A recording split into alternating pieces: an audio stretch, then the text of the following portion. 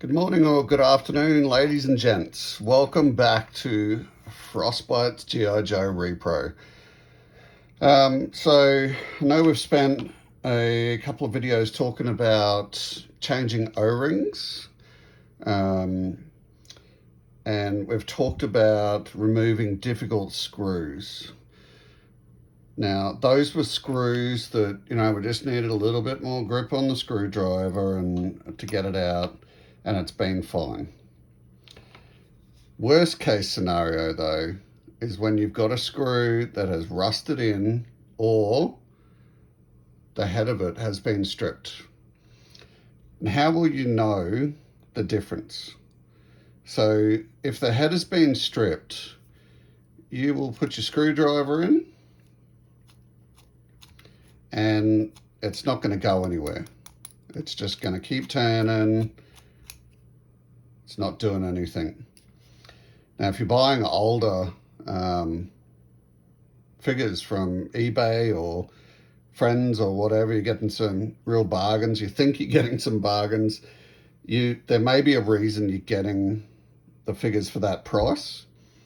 And generally, that's because it's come from a seller that possibly doesn't have the knowledge to, rectify these situations, and has, just gotten to the point he doesn't want to even try, or they don't even want to try. They just want to get rid of the problem and move on with life.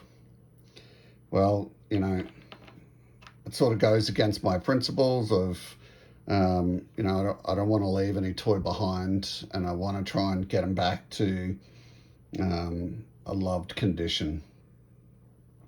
So today on this video, we're going to cover on how to do something with a stripped screw rather than the rusted screw. If you've just got a rusted screw, odds are you'll be able to put the screwdriver in and it will lock because the head of it hasn't been stripped.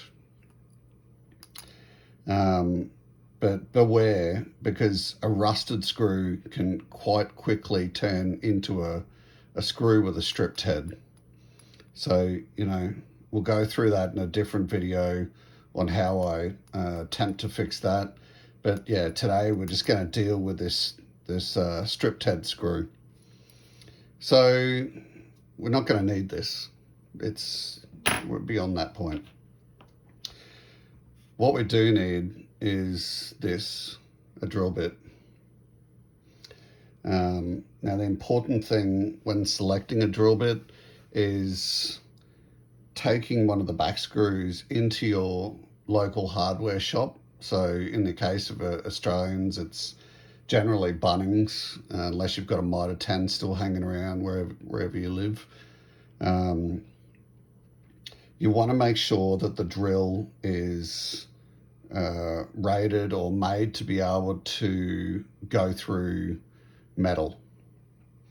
Don't go getting a wood-based screw or a masonry bit or anything like that. It needs to be able to go through metal. And you need to be able to put the back screw up against this drill bit while it's in the pack, and just make sure you want it to be around the same size. Don't make the drill bit bigger than the screw. Otherwise, you're gonna take that back apart. The area of so the front area where the screw actually drills into, if this drill bit is bigger than the screw, then that means you're going to start drilling into the plastic, and you are going to really make that situation a lot worse. So it's okay for the drill bit to be a little bit smaller than the screw. Generally, try and get it as close as possible, but not bigger. Definitely not bigger. Okay, so what drill am I using? It doesn't matter, mate. So me personally, I'm using my Ryobi One Plus. I love the One Plus range. They just get the job done.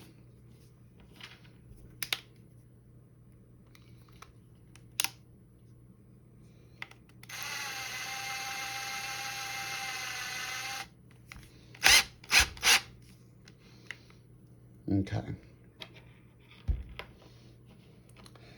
Now, so we've got our drill bit in our drill. We've got our guy here who, for today's demonstration, is going to be a beta Lightfoot. You can see he's, he's still got his thumbs and everything. He's quite loose. And his legs, oh my God. That might be a future video, fixing the legs. Okay, so here we go. And this is probably, getting these stripped screws out is probably the thing that I dread the most about fixing Joes. Like, out of anything I could possibly fix on a Joe, this is the thing that makes me nervous, because a lot of things can go wrong. So I would say, if you're gonna learn how to do this, learn how to do it on a Joe that might be already beta, missing some arms or legs or whatever, something you don't really care about and you can sacrifice just to give it a go. Okay, so starting off, you're probably wondering, like, when you put the drill up to it, how do you know if you're drilling in the right area? Well, generally, if that head of the screw is being stripped off, there's probably a little divot right in the center of the screw, and that's where we want to come down on this thing. So safety today, I mean, you don't need, feel free to wear goggles. I'm not going to tell you not to wear goggles, but generally a mat underneath the figure is a good idea, and I'll show you why quickly, because I've done this before without the, oh, actually I had the mat last time I did it, and it's hard to see, but there's a drill, there's a drill, there's a drill, there's a drill, and that was all from one session. I just didn't learn my lesson.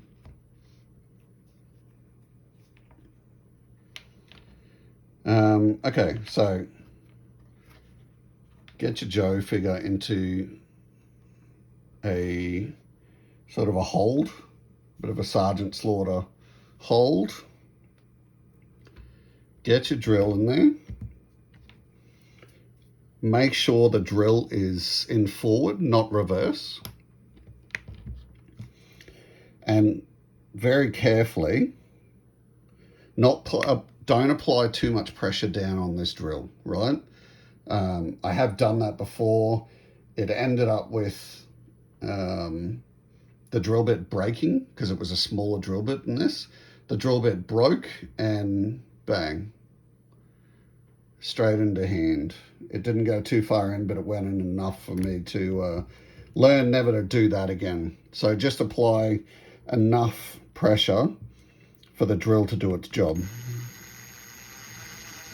We're just going at a nice slow speed. Let the drill do its job. And how do you know if it's doing its job?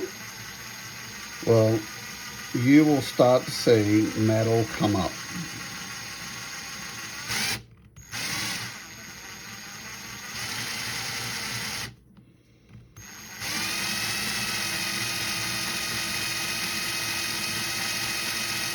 You'll also feel it starting to head into the screw. Okay, what's happening here? So you can see it starting to drill in. We're getting there, and it's going nice and slowly. And see, on the end of the drill bit, you can see the metal from the screw. So my aim for this is not to drill the entire screw out. My aim for this is to drill perfectly down onto the screw so that it then separates the lower half of the screw to the top half of the screw, because it's only the top half of the screw that's actually holding the two pieces together. Okay, and from experience, you'll know when you've done that because you'll sort of hear just a tiny click and the figure, like you'll feel it on the figure.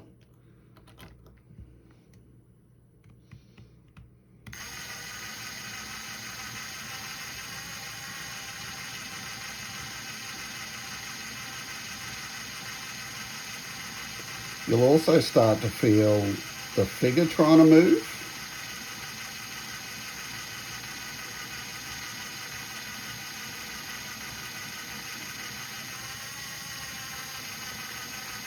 Now you can apply as much pressure as you want, but you will, you know, these drill bits are just so small, so thin, that the more pressure you put on it, the more likely it's just going to snap. And then it's back off to Bunnings, spending, I think, $7, $5, something like that, to get another one. Okay, so how's that looking? You can see we're getting more, so we'll take that off.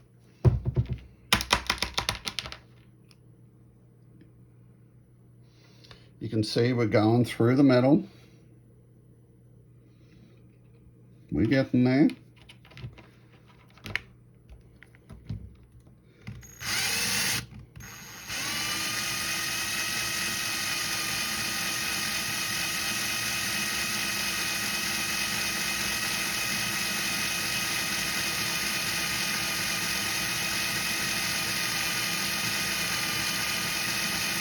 I reckon we're getting close. I can feel the figure starting to move a little bit.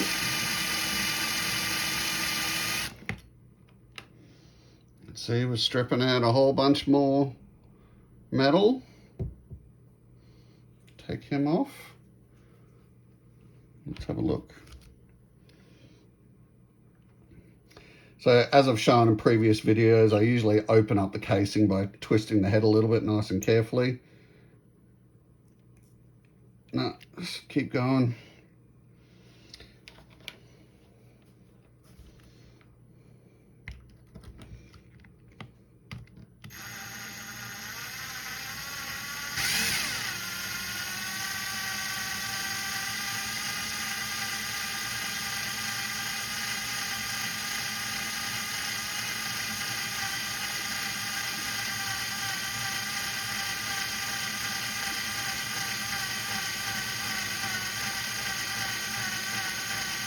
Starting to feel some budges. If you've ever been fishing and you feel a tug on your line, that's sort of like what it feels like. Okay, heaps more coming out. Must be so close now. Let's have a look. See a whole bunch of that just come out. No, keep going. And the important thing is that hole is still traveling down the middle.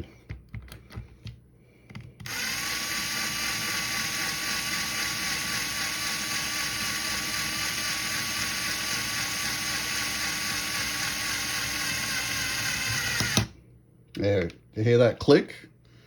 And that's a good sign too. It means you've tapped into it. Okay.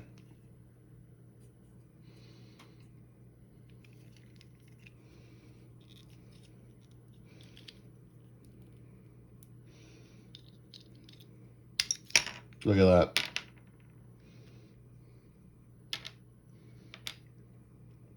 Okay, now when you do this, what is then going to happen? What does it look like, right? So first thing you're going to notice is the screw, the remaining part of the screw is still in the body. You can see when you look at it a bit closer, that dude is rusted. So the important thing with this is if you keep drilling down too far, like you heard that snap, you saw that it had lodged in, that is time to stop. I have, through inexperience in the past, continued to drill down because I thought I needed to drill the screw. That is not true, and it's really bad. Because if that screw is rusted, it's going to get really painful trying to get the rest of that metal out of that body. And even worst case scenario, which could be today, I'm not sure, that screw still may have problems coming out. I've had situations where it's been, torsos that I really need, like 86 Vipers, and I've had to, break a bit of the plastic to get the metal out. It just didn't want to come out. So you want to try to keep as much metal in there as possible, and I'll show you why in a minute. On here, it's going to look great here, and then we want to get a little tiny flathead and dig around in here, because it should have left, there he is, the top of the screw. So that's out now. Okay. Now, you want to grab a little pair of needle nose pliers. Don't use big flathead pliers, just use a little pair of needle. We're going to grab it at its largest point. Don't grab it at its smallest point. This metal is just going to rip away, and then it's going to turn really bad. Grab it at its largest point and turn.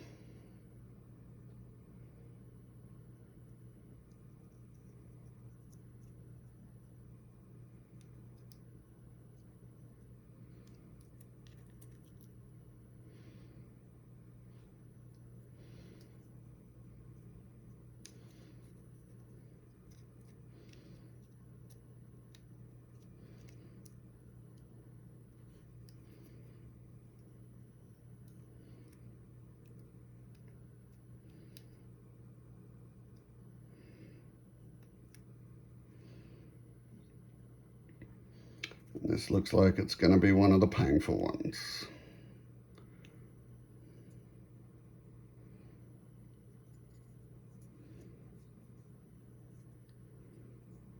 No, we've got it. Beautiful. Look at the rust.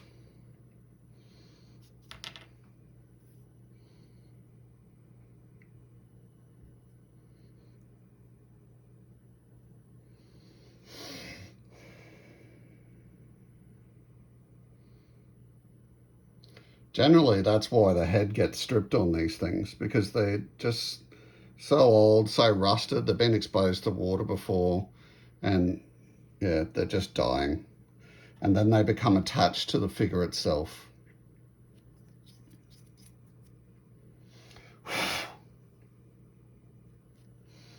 Okay, that, I won't say it's the most perfect removal I've ever done, but it's worked, and for that I'm very happy.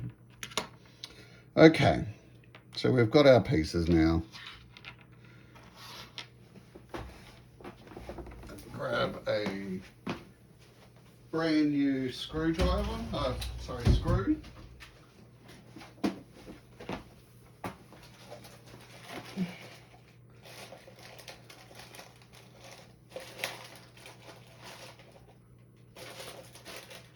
Should always keep a little collection of screws and O-rings around. If you're in Australia and you're wondering where to get your O-rings and screws, generally I found there's some Chinese sellers on eBay. It'll take, I think, about 2 weeks, 3 weeks to get your stuff, but I've been to screw shops here in Australia, and for some reason they don't stock these. So just order a big bag.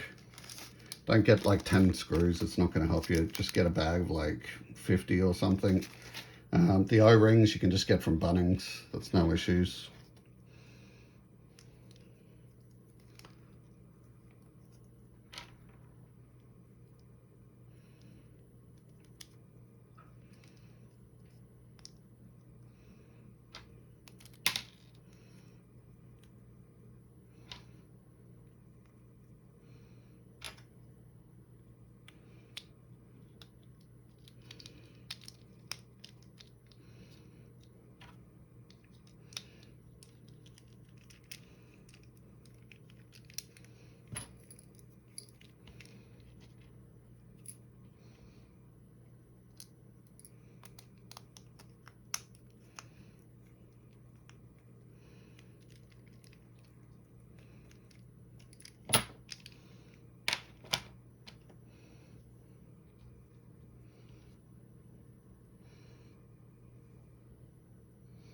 Always like these bits, even though I chuck them in the bin each time. I always like looking at them before I chuck them in the bin, because every one of these that you do and you remove is a major accomplishment in fixing Joes.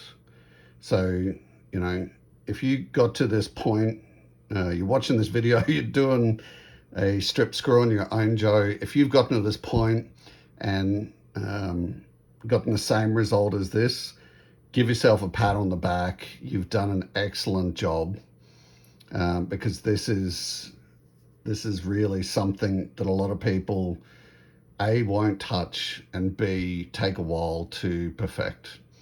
So good on you. All right, well, thanks very much for watching this video, and we'll see you in the next Frostbite's G.I. Joe Repro video. Bye.